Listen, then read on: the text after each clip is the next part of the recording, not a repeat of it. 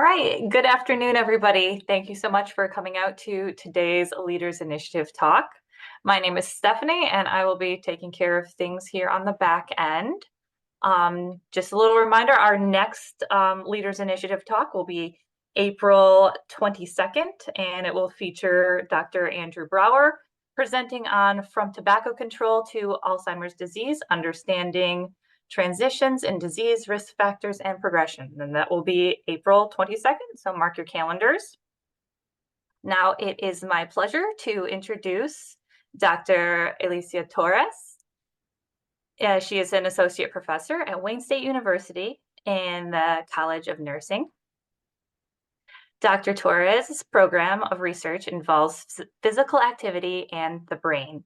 And she sent us a recorded, she's already recorded this program today, and I'll be starting that in just a second, but we have her online to answer any questions, comments, facilitate conversation at the end of the program.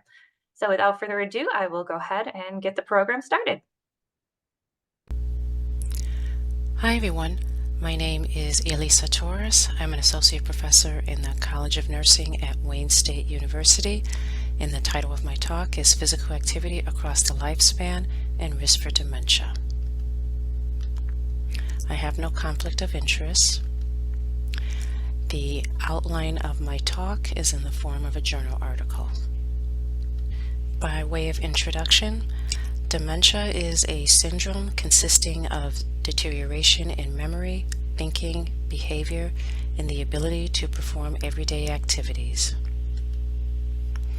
Approximately 55 million adults worldwide are living with dementia, with 10 million new cases expected every year. The annual global societal cost is estimated at $1,303.4 billion US in 2019. Although dementia mainly affects older adults, dementia is not a normal part of aging. Although there is no cure, it is possible to decrease the risk for dementia.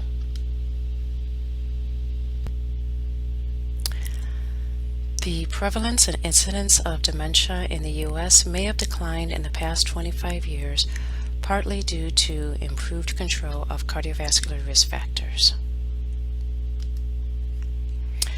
Physical activity decreases the risk of premature mortality, including from cardiovascular disease, and protects from dementia. For example, physical activity over the span of 10 years is associated with attenuated dementia pathology in the brain. However, dementia prevention may be most effective before the onset of brain pathology, which precedes dementia symptom onset by 20 plus years. One of the ways brain pathology is measured is with magnetic resonance imaging, or MRI. For example, MRIs measure vascular lesions such as white matter hyperintensities. White matter hyperintensities are patchy areas of hyperintense signals scattered in the white matter of the brain. White matter hyperintensities increase gradually with age and are associated with reduced ability to carry out everyday activities and disturbances of gait and mood. White matter hyperintensities carry a higher risk of dementia, stroke, and death. A 6-month progressive resistance training program improved global cognition by reversing white matter hyperintensities in older adults with cognitive impairment. A 10-year lifestyle intervention, which included physical activity with an intensity similar to that of brisk walking, slowed the age-related progression of white matter hyperintensity in adults with type 2 diabetes.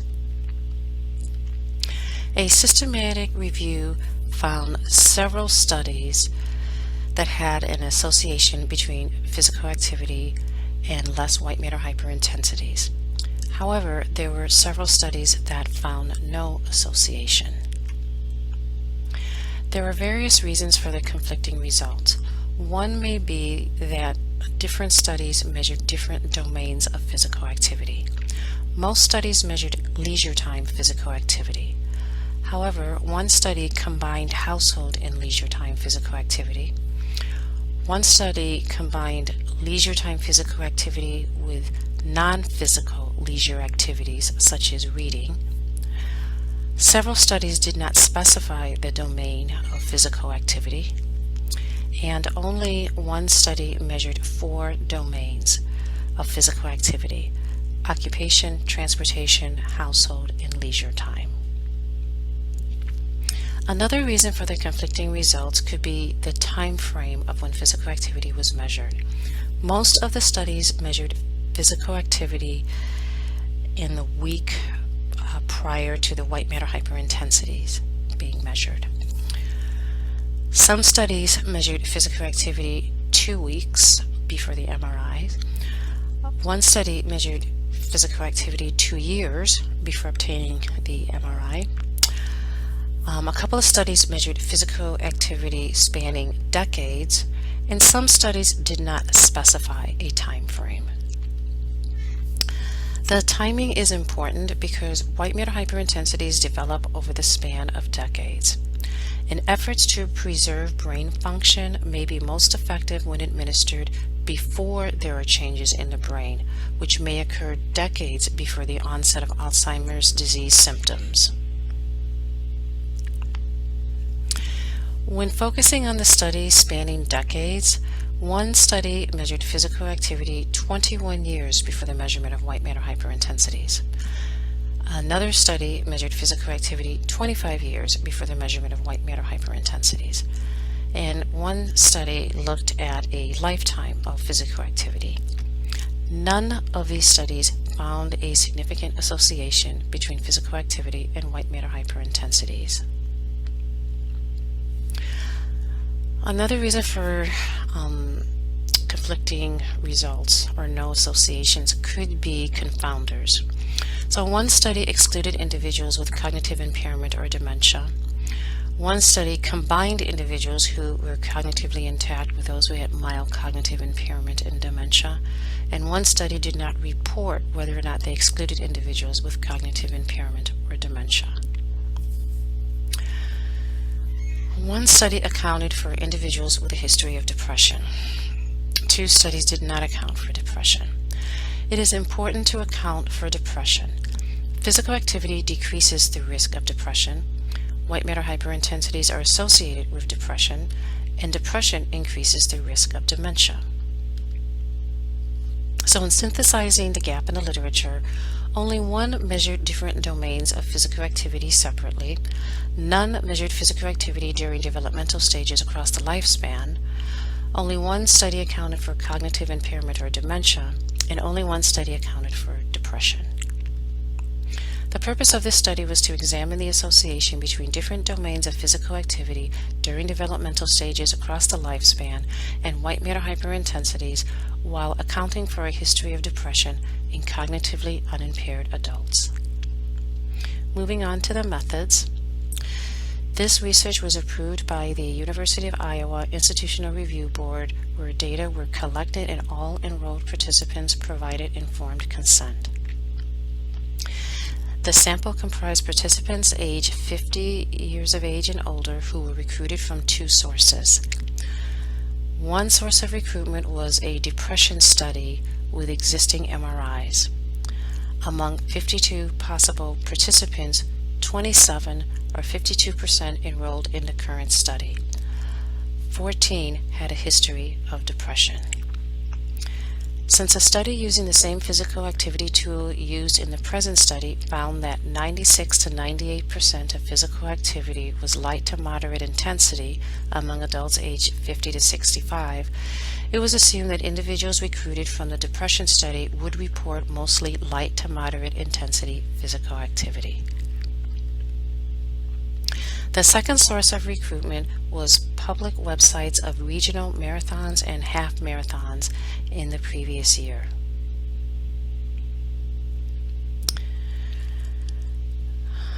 The websites listed individuals' names, age, and the town they lived in. Individuals who lived in the area were invited via letter to participate. These individuals were expected to report vigorous intensity physical activity. 31 individuals were screened over the phone with a rapid assessment of physical activity among older adults. Inclusion criteria were at least 20 minutes per day of vigorous intensity physical activity at least 3 days per week during the previous year. 27 were recruited, 5 had a history of depression. Inclusion criteria for the entire study was they had to be at least 50 years of age or older with no obvious cognitive impairment, which was assessed with a mini mental status exam. Scores range from 0 to 30, with lower scores indicating greater cognitive impairment. A cut point of 24 or less was set to detect increased odds of dementia. This has a sensitivity of 88.3% and a specificity of 86.2%. Exclusion criteria were the inability to answer questions in English, contraindications to MRIs such as non-removable metallic or electronic implants, or claustrophobia, any illness related to cognitive status such as seizures, demyelinating disorder, stroke, or head injury with a loss of consciousness greater than 5 minutes, and a psychiatric history beyond depression. Physical activity was measured with the Lifetime Total Physical Activity Questionnaire. Despite the name, this is actually not a questionnaire, but a face-to-face interview that took approximately 30 minutes to 2 hours to complete. This tool has evidence of validity and reliability and has been used with health issues related to insufficient physical activity across the lifespan, such as breast, endometrial, and prostate cancer, general health outcomes, and cognitive function. A recall calendar specifically designed to be used with this tool was mailed to participants to complete before the interview.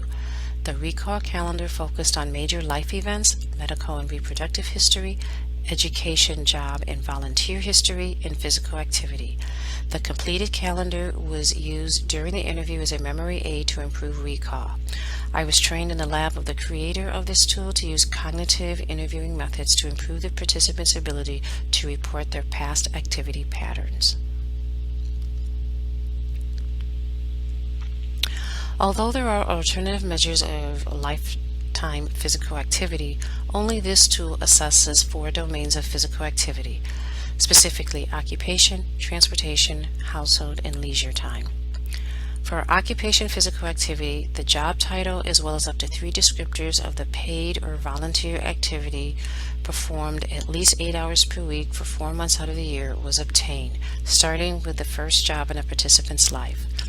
Occupation physical activity also included school, starting with kindergarten, any volunteer work, and non-traditional jobs such as babysitting. Transportation physical activity included walking, biking, running, or rollerblading to and from one's occupation or school, if done at least 2 hours per week for 4 months out of the year. Personal household physical activities such as gardening, yard work, do-it-yourself jobs around the home, and childcare completed in a typical day or week for at least 7 hours per week, 4 months out of the year, were included. Leisure time physical activity such as sports, exercise, recess, and physical education or gym classes were recorded if they were done at least 2 hours per week for 4 months out of the year, at least 10 times in a lifetime. The total number of hours per week for occupation, transportation, household, and leisure time physical activity could not exceed 168 hours, which is 24 hours a day times 7 days a week. Developmental stages were based on Erikson's theory of psychosocial development. School age was between the ages of 5 and 11, adolescents 12 to 18, young adult 19 to 39, middle adult 40 to 64, and older adult 65 and older. For each specific physical activity, the following information was obtained: the age of the participant when they started and ended that activity, The number of hours per day, days per week, weeks per month, and years spent in each activity from the start of primary education up until the time they receive their MRI for the current study. Each activity was converted into energy expended by multiplying hours per week per year by the estimated metabolic equivalent of task or MET of that activity abstracted from the compendium of physical activities. A MET value is the ratio of the metabolic rate for an activity to the resting metabolic rate. 1 MET is the average seated resting energy cost of an adult, or 3.5 milliliters per kilogram per minute of oxygen. Moderate and vigorous intensity were found to be valid in the current sample and were characterized as 3.0 to 5.9 METs for moderate intensity and 6 and above METs for vigorous intensity.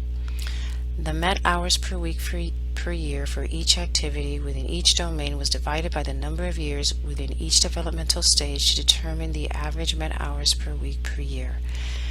Investigators who performed the physical activity calculations did not have access to the white matter hyperintensity volumes.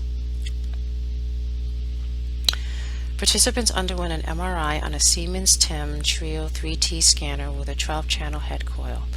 Acquisition included 3D isotropic T1 weighted, T2 weighted, and T2 flare scans.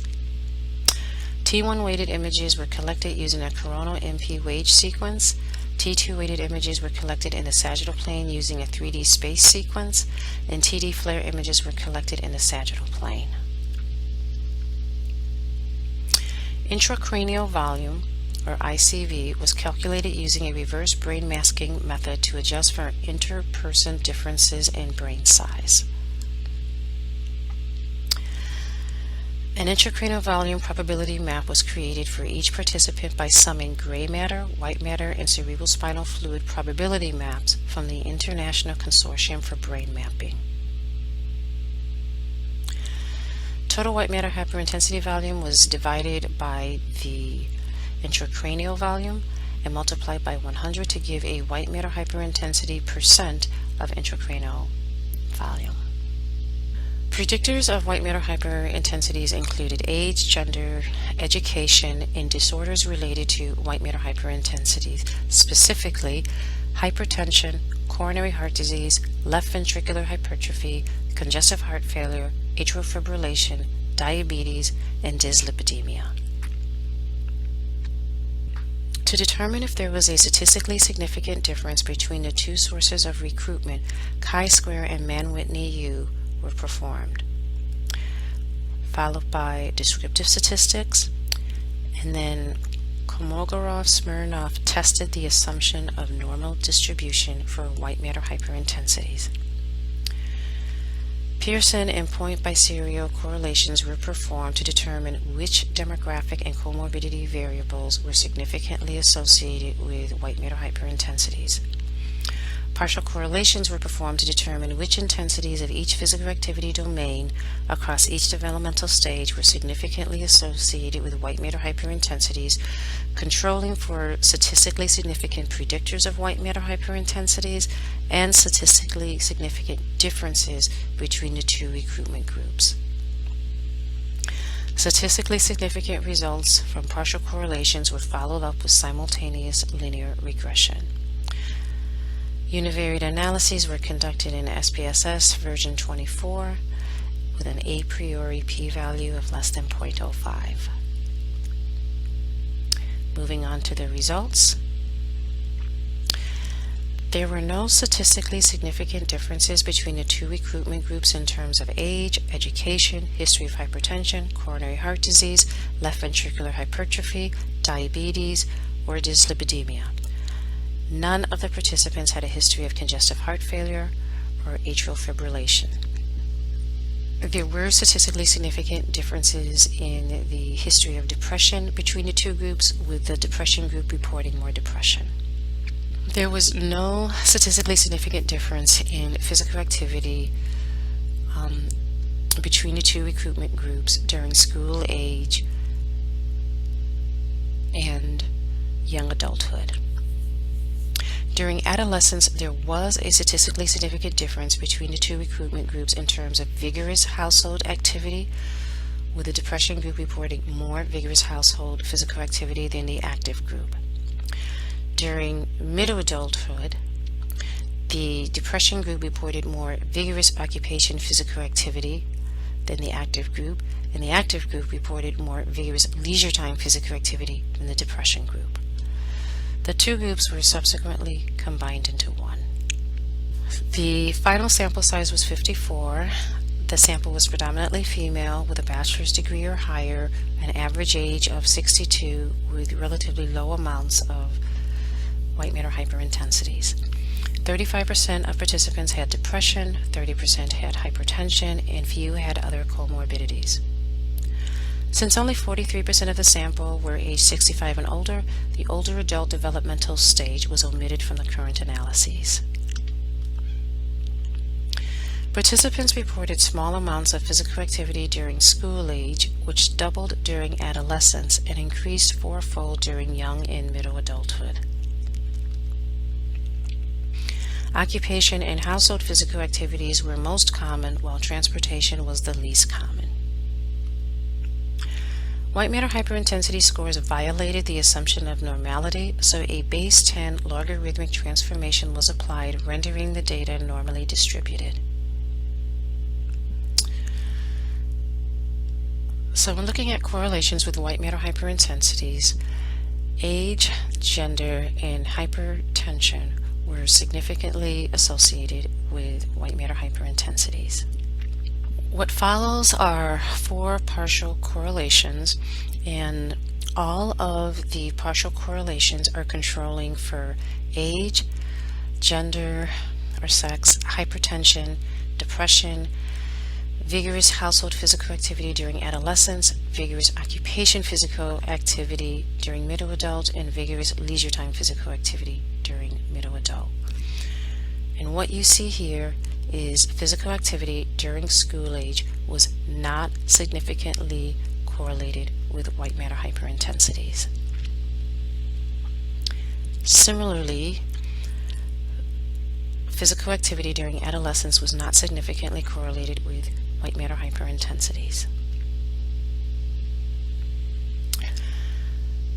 During young adulthood, moderate transportation physical activity was associated with less white matter hyperintensities.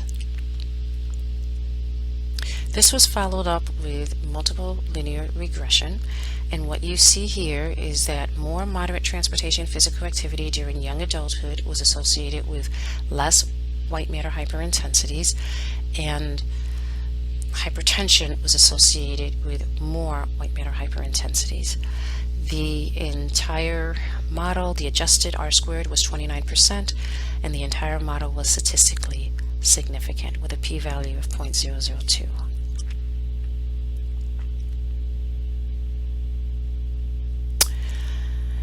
During middle adulthood, moderate transportation physical activity was associated with less white matter hyperintensities. This was followed up with multiple linear regression, and what you see here is that more moderate transportation physical activity during middle adulthood was associated with less white matter hyperintensities. Higher age was associated with more white matter hyperintensities, as was hypertension. The adjusted R-squared was 28%, and the entire model was statistically significant with a p-value of 0.003. Moving on to the discussion. So the main findings were that moderate intensity transportation physical activity during young and middle adulthood were significantly associated with less white matter hyperintensities in middle and older adulthood. While a lifetime of transportation physical activity was not associated with white matter hyperintensities in a previous study, the current study suggests the timing of transportation physical activity may be more important than the total amount. So I wanted to know, why was vigorous intensity transportation physical activity not associated with white matter hyperintensities? And I think it's because if you look at the average amount of moderate transportation physical activity in this sample was 21 METs per hour per week per year. In contrast, For vigorous transportation physical activity, it was 0.2 Met hours per week per year. Only 8 participants, or 15% of the sample, reported any vigorous intensity transportation physical activity. The next thing I wanted to know was, why did I not find an association during school age in adolescence? And I think this is because much smaller amounts and variability were reported compared to young and middle adulthood, which may explain their lack of association with white matter hyperintensities. Next, I wanted to know, why didn't I find an association with occupation, household, and leisure time physical activity? And it may be because the environment where the physical activity takes place may mitigate dementia risk. The air quality in the town where this study was conducted had 0 amounts of common pollutants. 50% of the participants in this small town lived in this small town when their transportation physical activity occurred. 30% lived in other areas where their transportation physical activity occurred, and their exposure to air pollutants is unknown. 20% did not report any transportation physical activity during young or middle adulthood. There are numerous benefits to transportation and physical activity. Besides decreasing the risk of dementia, it results in a lower body mass index, and there is projected decreases in deaths and disability due to a decrease in chronic diseases such as cardiovascular disease, diabetes, depression, colon, and breast cancer. These benefits hold even when taking into account increased pedestrian and bicyclist fatalities and serious injuries. The current study adds to the literature by proposing a biological mechanism by which transportation physical activity may decrease the risk of dementia. Policymakers and practitioners with access to existing databases such as the Transportation and Health Tool from the U.S. Department of Transportation and the CDC can estimate hypothetical health effects of shifting from sedentary to more active forms of transportation in their community using the Integrated Transport and Health Impact Model. There are several limitations to this study. One is that physical activity was based on self-report, since there are no objective measures of a lifetime of physical activity. Another limitation is the small, convenient sample. And I currently have a grant from the Alzheimer Association where I am attempting to replicate these findings in a larger sample.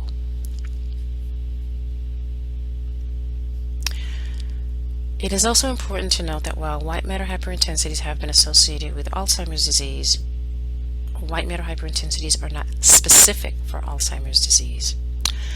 In addition, unmeasured genetic and lifestyle factors may have had an impact on our findings. So I currently have a grant from the Michigan Alzheimer's Disease Research Center to look at a hallmark pathology of Alzheimer's disease, specifically amyloid, and I'm working with a geneticist to add additional genetic markers such as APOE4, telomere lengths, and epigenetic clocks. This study is cross-sectional, therefore we cannot rule out the possibility that those with more white matter hyperintensities are less likely to remember physical activity. However, I will point out that per the mini mental status exam scores, participants in this study were cognitively unimpaired. My grant from the Michigan Alzheimer's Disease Research Center has a longitudinal component. Another limitation is transportation physical activity included walking, biking, running, or rollerblading to and from one's occupation, which included work, school, or volunteering. This tool did not capture transportation for other reasons, such as obtaining groceries or other errands. In addition, participants had to be in a position where they could travel to work or school or volunteer, which brings up issues of access. There are some strengths to this study. It assessed 4 domains of physical activity across developmental stages across the lifespan using a measure with evidence of validity and reliability. Previous studies have examined transportation physical activity from a life course perspective. However, we are one of the first to examine the association between transportation physical activity earlier in life and areas of the brain associated with increased risk for dementia later in life. Finally, this study did account for depression. So in conclusion, moderate intensity transportation physical activity during young and middle adulthood was significantly associated with less white matter hyperintensities during middle and older adulthood, indicating less risk for dementia. Future studies should include larger samples with more vigorous intensity transportation physical activity, longitudinal designs, and Alzheimer's disease-specific biomarkers such as amyloid. If future studies confirm the current results, changes to the physical environment that encourage walking and biking to and from work and school, such as separated pedestrian and bicycle paths, may be strategies to decrease dementia risk. Dr. Paradiso is a psychiatrist. He helped me obtain the Hartford Center of Geriatric Nursing Excellence Pilot Award. He had a K-23 funded by NIA, and he allowed me to recruit from his study. Dr. Vincent Magnotta is a radiologist who processed the MRI scans. Dr. Bart Benlin is a neuropsychologist who processed the white matter hyperintensity volumes. Dr. Wadwusen Kassan Yimmer is a statistician. This grant was also funded by the National Institutes of Nursing Research, a T32, and I was on a KL2 through the National Center for Advancing Translational Sciences. The funding sources had no role in the study design, collection, analysis, interpretation of data, writing of the report, or the decision to submit for publication or presentation. The content is solely the responsibility of the authors and does not necessarily represent the official views of the National Institutes of Health. I would also like to acknowledge the contribution of Sarah Clapp and Rachel Sobies to undergraduate nursing students who assisted in performing the physical activity calculations. This is the reference for this study, and I thank you for your attention.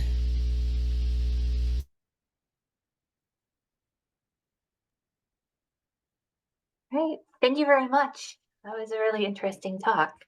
Does anybody have any questions for Dr. Torres at this moment? I kind of have a question. I was wondering if the reporting for activity in your youth could be a little bit different, because when you get to be like a young adult and a middle adult, our physical activity is very scheduled. You know, you go to work, then you go to yoga class, you go to work, you go to Zumba, you have that, it's scheduled. So it's really, really easy to tally up how many hours did I work out this week? Well, I went to this class and this class and this class. But when you're little, play is such an active thing too. You know, you might not be going to basketball, but your next door neighbor would be like, hey, let's go outside and play. And there's just, you know, a lot more things that maybe people aren't really thinking about that they did in their youth that they actually did. You know what I mean? Yes, that is an excellent point. And I would say what most people reported during childhood and adolescence, to your point, most people reported scheduled events like, they did Little League or they did ballet classes, 3 days a week, or they took ice skating lessons, in the winter months. So most people reported that. The other thing most people reported was after school activities, like if they did things, if they were on, a soccer team, or if they were on, played basketball for high school or football or what have you.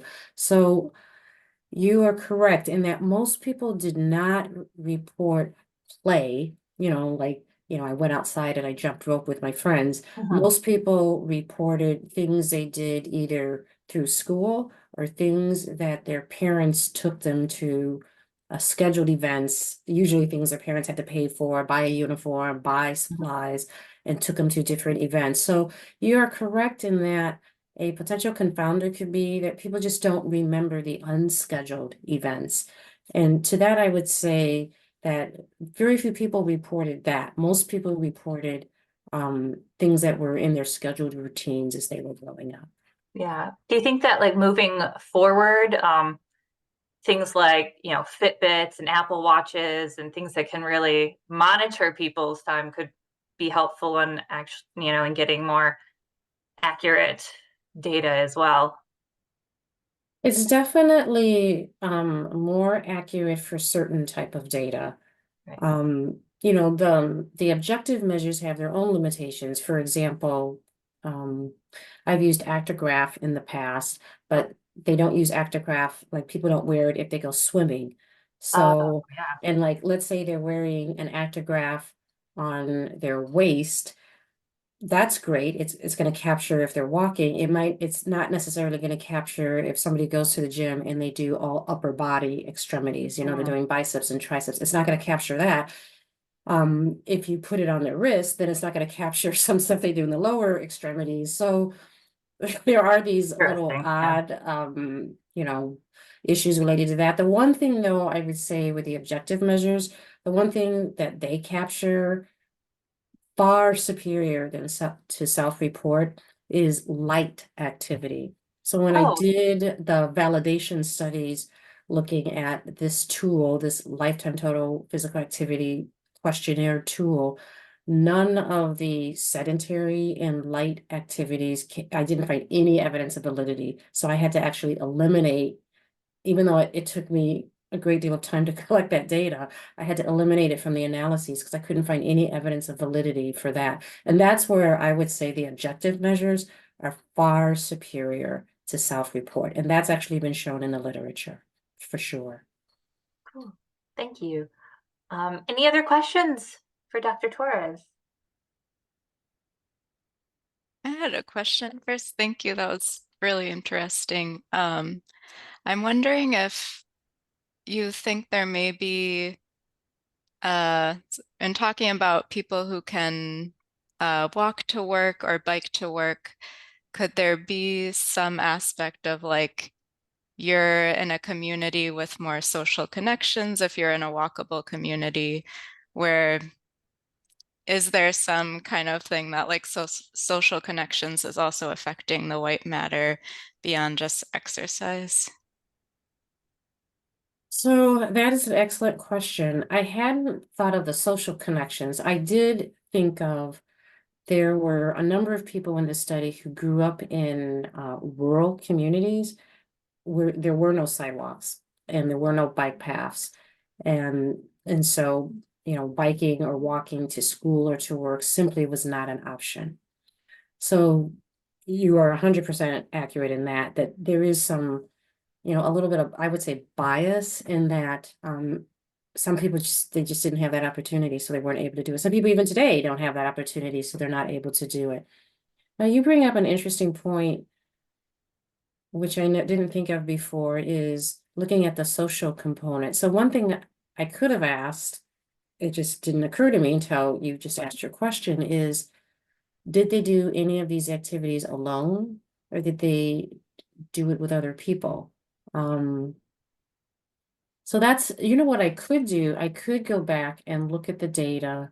When I look at the leisure time physical activity, I could separate it out from those activities that are done in groups, like baseball or football or basketball. I could maybe separate that from activities that may have been done in isolation, or maybe we just don't know if, like we don't know if they walked with a friend or if they walked by themselves.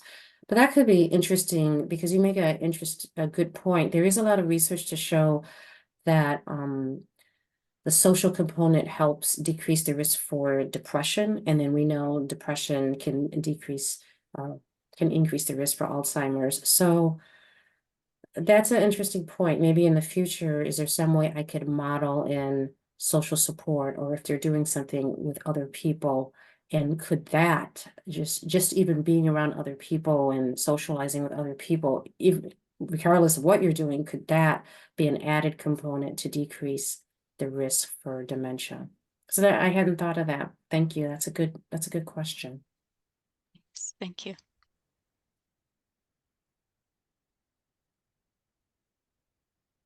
Right. Anything else?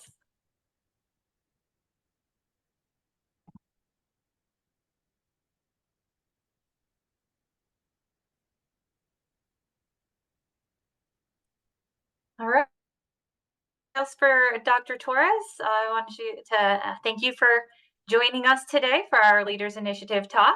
And be sure to join us next time in April 22nd for our next one. So have a great afternoon, everybody. And yeah, we'll see you next time. Thank Okay. you. Thank you.